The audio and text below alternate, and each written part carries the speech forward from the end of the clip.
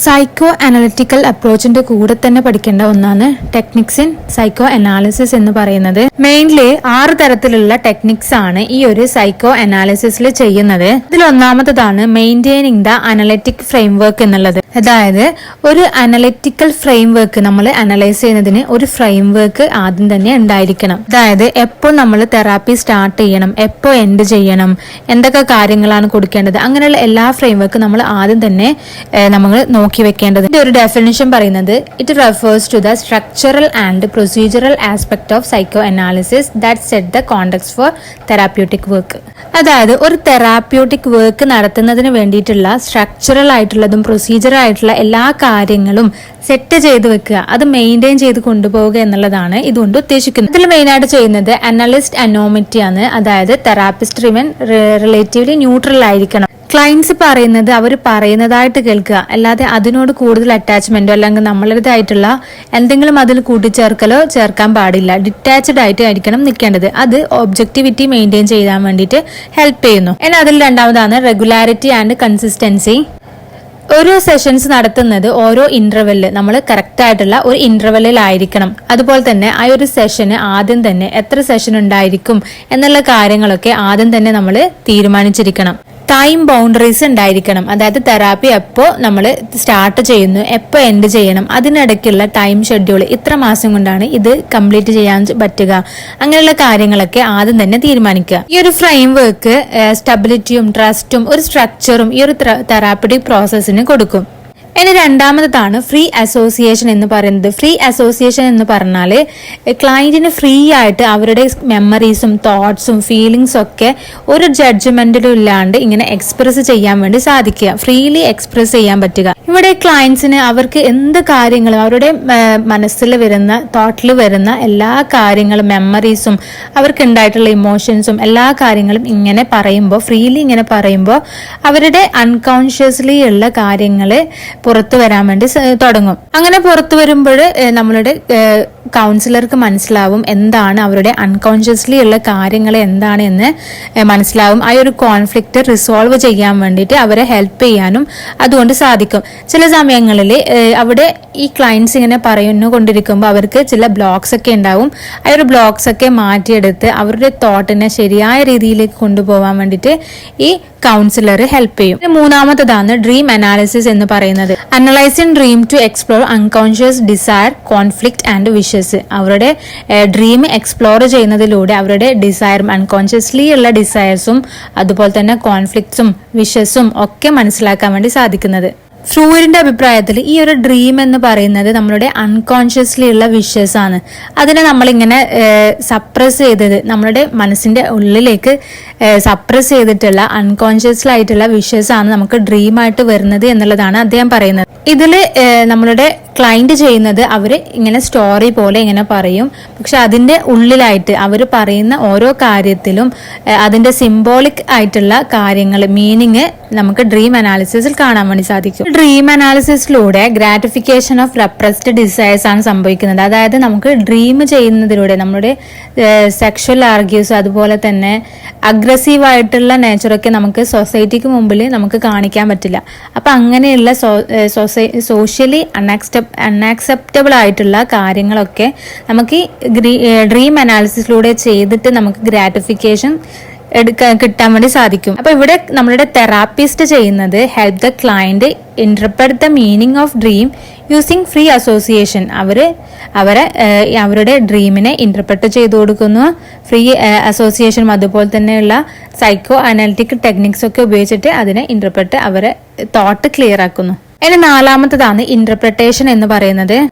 Interpretation എന്ന് പറഞ്ഞാൽ ഈ അൺകോൺഷ്യസ് മെറ്റീരിയൽ, അതായത് ഡ്രീം അനാലിസിസിലൂടെയും ഫ്രീ അസോസിയേഷനിലൂടെയൊക്കെ വന്നിട്ടുള്ള അൺകോൺഷ്യസ് മെറ്റീരിയലിനെ എക്സ്പ്ലെയിൻ ചെയ്തു കൊടുക്കുക, നമ്മളുടെ ക്ലയന്റിന് എക്സ്പ്ലെയിൻ ചെയ്തു കൊടുക്കുന്ന ആ ഒരു പ്രോസസ്സിനെയാണ് ഇന്റർപ്രിട്ടേഷൻ എന്ന് പറയുന്നത്. ഇവിടെ തെറാപ്പിസ്റ്റ് ചെയ്യുന്നത് ക്ലയന്റിന്റെ ഇപ്പോഴുള്ള ബിഹേവിയറിന്റെയും തോട്ടിന്റെയും ഫീലിംഗിന്റെ ഒക്കെ കാരണങ്ങൾ അത് എക്സ്പ്ലെയിൻ ചെയ്യുകയും അവരുടെ ഓരോന്നിനെയും തെറാപ്പിസ്റ്റ് പോയിന്റ് ഔട്ട് ചെയ്തു കൊടുക്കുകയും ചെയ്യുന്നു.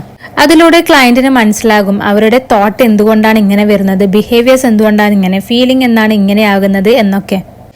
ഈ ഒരു എക്സ്പ്ലനേഷൻ കൊടുക്കുന്ന സമയത്ത് ഏറ്റവും ഇമ്പോർട്ടന്റ് അതിലെ ടൈമിംഗ് ആണ്. ഇവരുടെ ക്ലയന്റിന്റെ മനസ്സിന്റെ ഉള്ളിൽ ഇങ്ങനെയൊക്കെ ഉണ്ട്, അൺആക്സെപ്റ്റബിൾ ആയിട്ടുള്ള കുറെ കാര്യങ്ങളും അതുപോലെ തന്നെ അൺകോൺഷ്യസ് ആയിട്ടുള്ള അവരറിയാത്ത ഒരുപാട് കാര്യങ്ങൾ ഇങ്ങനെ സപ്രസ് ചെയ്തിട്ടുണ്ടെന്ന് അവർ തന്നെ അവെയർ ചെയ്യുന്ന സമയത്ത് അതിനെ കൺഫ്രണ്ട് ചെയ്യാൻ വേണ്ടിയിട്ടായിരിക്കണം നമ്മൾ പറയേണ്ടത്. അതിലൂടെ ആ ഒരു നെഗറ്റീവ് തോട്ടിനെ മാറ്റിയിട്ട് പോസിറ്റീവ് തോട്ട് അവർക്ക് കൊടുക്കാൻ വേണ്ടി സാധിക്കണം. ഇനി അഞ്ചാമത്തതാണ് analysis and interpretation of resistance. ഇവിടെ റെസിസ്റ്റൻസ് എന്ന് പറയുന്നത് ഈ ഒരു അൺകോൺഷ്യസ് മെറ്റീരിയല് നമുക്ക് ഇങ്ങനെ പറയാനുള്ള ക്ലയൻസിന് പറയാനുള്ള ഒരു ബ്ലോക്ക് ഉണ്ടായിരിക്കും. അപ്പൊ ആ ഒരു ബ്ലോക്കിന് പറയുന്ന പേരാണ് റെസിസ്റ്റൻസ് എന്ന്. അത് ഒരിക്കൽ അത് ആങ്സൈറ്റി കൊണ്ടോ അല്ലെങ്കിൽ ഫിയർ കൊണ്ടോ ഒക്കെ ആയിരിക്കും ഇങ്ങനെ ഉണ്ടായിരിക്കുക. ഈ ഒരു അൺകോൺഷ്യസ്ലി ഉള്ള ഒരു ഡിഫൻസ് മെക്കാനിസമാണ് ഈ ഒരു റെസിസ്റ്റൻസ് എന്ന് പറയുന്നത്. അതായത് നമ്മളുടെ ഉള്ളിലുള്ള പെയിൻഫുൾ ആയിട്ടുള്ള അല്ലെങ്കിൽ ആങ്സൈറ്റി ഉണ്ടാക്കുന്ന മെറ്റീരിയൽസ് നമ്മൾ ഇങ്ങനെ പുറത്ത് കൊണ്ടുവരുമ്പോൾ നമുക്ക് ഉണ്ടാകുന്ന ഒരു ഫിയർ. ഇവിടെ തെറാപ്പിസ്റ്റ് ചെയ്യേണ്ടത് ഈ ഒരു ക്ലയന്റിനെ അവരുടെ റെസിസ്റ്റൻസിനെ നമ്മൾ റെസ്പെക്ട് ചെയ്യുന്നതോടുകൂടി തന്നെ അവരുടെ ഉള്ളിലുള്ള ആ ഒരു മെറ്റീരിയൽ അൺകോൺഷ്യസ്ലി ഉള്ള ആ ഒരു കാര്യം എക്സ്പ്ലോർ ചെയ്യാൻ വേണ്ടിയിട്ടും അതുപോലെ തന്നെ അതിനെ നല്ല രീതിയിലേക്ക് കൊണ്ടുപോകാനും അവരെ ഹെൽപ്പ് ചെയ്യുക എന്നുള്ളതാണ്. ഇതിന്റെ ഒരു പേർപ്പസ് എന്ന് പറയുന്നത് ക്ലയന്റിന്റെ അൺകോൺഷ്യസ് ഡിഫൻസസിനെ മനസ്സിലാക്കാനും അതിനെ ഓവർകം ചെയ്ത് അവർക്ക് ആ ഒരു ഇഷ്യൂസിന്റെ ഇൻസൈറ്റ് ഇതൊക്കെയാണ് ഉള്ളത് എന്നുള്ളത് അവർക്ക് മനസ്സിലാക്കി കൊടുത്ത് അതിനെ നേരായ വഴിയിലേക്ക് കൊണ്ടുവന്ന് അവരുടെ ബിഹേവിയറും ഫീലിങ്സും ഒക്കെ ശരിയാക്കാൻ വേണ്ടിയിട്ടാണ് ഇത് ചെയ്യുന്നത്. ഇനി ആറാമത്തതാണ് അനാലിസിസ് ഓഫ് ട്രാൻസ്ഫറൻസ് എന്ന് പറയുന്നത്. ട്രാൻസ്ഫറൻസ് എന്ന് പറഞ്ഞാൽ ട്രാൻസ്ഫർ ചെയ്യുക. ഈ ഒരു അനാലിസിസിലൂടെ എല്ലാ കാര്യങ്ങളും അൺകോൺഷ്യസ്ലി ഉള്ള കാര്യങ്ങളൊക്കെ ഇങ്ങനെ തുറന്ന് പറയുമ്പോൾ ആ ഒരു ക്ലയന്റിന് ഫീൽ ചെയ്യുന്നതാണ് ഒരു അൺകോൺഷ്യസ്ലി തെറാപ്പിസ്റ്റുമായിട്ട് ഒരു കണക്ഷൻ ഫീൽ ചെയ്യാണ്. അതായത് ഈ ഒരു തെറാപ്പിസ്റ്റ് എന്ന് പറയുന്നത് അവരുടെ ആരൊക്കെയോ ആണ്. എൻ്റെ അച്ഛനെ പോലെയാണ് എനിക്ക് തോന്നുന്നത്, അല്ലെങ്കിൽ അമ്മയെ പോലെയാണ് തോന്നുന്നത്, ബ്രദറിനെ പോലെയാണ് തോന്നുന്നത്. അങ്ങനെയൊക്കെ തോന്നുന്നതിനെയാണ് നമുക്ക് ട്രാൻസ്ഫറൻസ് എന്ന് പറയുന്നത്. അതായത് ഇതിന്റെ ഡെഫിനിഷൻ നോക്കുകയാണെങ്കിൽ the client's unconscious feeling towards a therapist that are based on past relationship. ക്ലയന്റിന് അൺകോൺഷ്യസ്ലി ഒരു ഫീലിംഗ്, തെറാപ്പിസ്റ്റിനോട് ഒരു ഫീലിംഗ് ഉണ്ടായിരിക്കുക. മെയിൻ ആയിട്ട് രണ്ട് തരത്തിലാണ് ട്രാൻസ്ഫറൻസ് ഉണ്ടാവുക. ഒന്നിക്കൽ പോസിറ്റീവ് ട്രാൻസ്ഫറൻസ് ആയിരിക്കും, ചിലപ്പോൾ നെഗറ്റീവ് ട്രാൻസ്ഫറൻസും ഉണ്ടാകാം. പോസിറ്റീവ് ട്രാൻസ്ഫറൻസിൽ നടക്കുന്നത് ക്ലയന്റിന് ഫീൽ ചെയ്യാണ് ഇയാൾ തെറാപ്പിസ്റ്റ് എന്ന് പറയുന്നത് ഏറ്റവും ഐഡിയൽ ആയിട്ടുള്ള ഒരാളാണ്. അതുപോലെ തന്നെ അത് ഇന്റൻസ് ആകുമ്പോൾ നമുക്ക് തെറാപ്പിസ്റ്റിനോട് ഒരു റൊമാൻറ്റിക് ഫീലിംഗോ അല്ലെങ്കിൽ ഒരു സെക്ഷൽ ഫീലിംഗോ തോന്നുന്നു. ഇതൊരു പോസിറ്റീവ് ട്രാൻസ്ഫറൻസ് ആണ്. ഇനി നെഗറ്റീവ് ട്രാൻസ്ഫറൻസ് എന്താണെന്ന് വെച്ചാൽ അൺകോൺഷ്യസ്ലി ഉള്ള കാര്യങ്ങളൊക്കെ പുറത്തു വന്നതിന് ശേഷം ഈ ഒരു തെറാപ്പിസ്റ്റിനോട് ക്ലയന്റിന് ഭയങ്കര ദേഷ്യവും ഹോസ്റ്റൽ ഫീലിംഗും അതുപോലെ തന്നെ എല്ലാം തുറന്നു പറയാൻ ഒരു മടിയൊക്കെ വരുന്നുണ്ട് എന്നുണ്ടെങ്കിൽ അവിടെ ഒരു നെഗറ്റീവ് ട്രാൻസ്ഫറൻസ് ആണ് നടന്നിട്ടുള്ളത്. ഇനി ഇതൊക്കെ നടക്കുന്നത് ഒരു അൺകോൺഷ്യസ് പ്രോസസ്സിലൂടെയാണെങ്കിൽ ഈ ഒരു ട്രാൻസ്ഫറൻസ് എന്ന് പറയുന്നത് ഒരു എഫക്റ്റീവ് ടൂളാണ്. ഈ ഒരു അൺകോൺഷ്യസ് മെറ്റീരിയലൊക്കെ അൺകവർ ചെയ്യാനുള്ള ഒരു എഫക്റ്റീവ് ടൂളാണ് ഈ ഒരു ട്രാൻസ്ഫറൻസ് എന്ന് പറയുന്നത്. ഈ ഒരു ട്രാൻസ്ഫറൻസിലൂടെ നമുക്ക് ക്ലയന്റിനെ ഹെൽപ്പ് ചെയ്യാൻ പറ്റും. അവരുടെ പാസ്റ്റിലുള്ള റിലേഷൻഷിപ്പ് അല്ലെങ്കിൽ ഫീലിങ്സ് ഒക്കെ എങ്ങനെയാണ് അവരുടെ പുതിയ ഫംഗ്ഷനിങ്ങിനെ അല്ലെങ്കിൽ പ്രസന്റ് നടക്കുന്ന ഫംഗ്ഷനിങ്ങിനെ എങ്ങനെ ബാധിക്കുന്നു എന്ന് മനസ്സിലാക്കി കൊടുക്കാൻ വേണ്ടി സാധിക്കും. അങ്ങനെ അവരുടെ അൺറിസോൾവഡ് ആയിട്ടുള്ള കോൺഫ്ലിക്ട്സും പാസ്റ്റിലുണ്ടായിട്ടുള്ള എല്ലാ കാര്യങ്ങളും മാറ്റി പുതിയ പോസിറ്റീവായിട്ടുള്ള കാര്യങ്ങൾ അവർക്ക് ഇട്ടുകൊടുക്കാൻ വേണ്ടിയിട്ട് നമ്മളുടെ കൗൺസിലർക്ക് സാധിക്കും, തെറാപ്പിസ്റ്റിന് സാധിക്കും. ഇനി അടുത്തതാണ് കൗണ്ടർ ട്രാൻസ്ഫറൻസ് എന്ന് പറയുന്നത്. ആദ്യം പറഞ്ഞത് നമ്മുടെ ക്ലയന്റിന് തെറാപ്പിസ്റ്റിനോട് തോന്നുന്ന ഒരു ട്രാൻസ്ഫറൻസ് ആണ്. എന്നാൽ ഇത് കൗണ്ടർ ട്രാൻസ്ഫറൻസ് എന്ന് പറയുന്നത് നമ്മുടെ തെറാപ്പിസ്റ്റിന് ക്ലയന്റിനോട് തോന്നുന്ന ഒരു ട്രാൻസ്ഫറൻസ്. തെറാപ്പിസ്റ്റിന്റെ unconscious feeling towards the client that are based on from past relationship. നേരത്തെ ക്ലയന്റിന്റെ പറഞ്ഞതുപോലെ തന്നെ നമ്മുടെ തെറാപ്പിസ്റ്റിന് തോന്നുന്നതാണ് ഈ ഒരു കൗണ്ടർ ട്രാൻസ്ഫറൻസ് എന്ന് പറയുന്നത്. ഇത് വരുന്നത് തെറാപ്പിസ്റ്റിന്റെ തന്നെ അൺറിസോൾവ്ഡ് ഇഷ്യൂസിൽ നിന്നായിരിക്കാം. ക്ലയന്റിന്റെ ബിഹേവിയറും അതുപോലെ തന്നെ അവരുടെ ഒരു കാര്യങ്ങളും അറിയുമ്പോൾ തെറാപ്പിസ്റ്റിന് തോന്നുകയാണ് ഒരു തെറാപ്പിസ്റ്റിന് ആ ഒരു ക്ലയന്റിനോട് ഒരു അഫെക്ഷനോ അല്ലെങ്കിൽ ആങ്കറോ ഒക്കെ ഫീൽ ചെയ്യുന്നു. ഈ ഒരു കൗണ്ടർ ട്രാൻസ്ഫറൻസും പോസിറ്റീവ് ആകാം നെഗറ്റീവ് ആകാം. അതായത് ആ ഒരു തെറാപ്പിസ്റ്റിന് ഒരു പോസിറ്റീവ് ഫീലിംഗ് അല്ലെങ്കിൽ ഒരു സ്ട്രോങ് പോസിറ്റീവ് ഫീലിംഗും സ്ട്രോങ് നെഗറ്റീവ് ഫീലിംഗും പേഷ്യന്റിനോട് തോന്നാം. ഒരു എക്സാമ്പിൾ പറയുകയാണെങ്കിൽ ഒരു പേഷ്യന്റ്, ഒരു ക്ലയന്റ് വരികയാണ്, അയാൾ ഒരു ആൽക്കഹോളിക് ആണ്.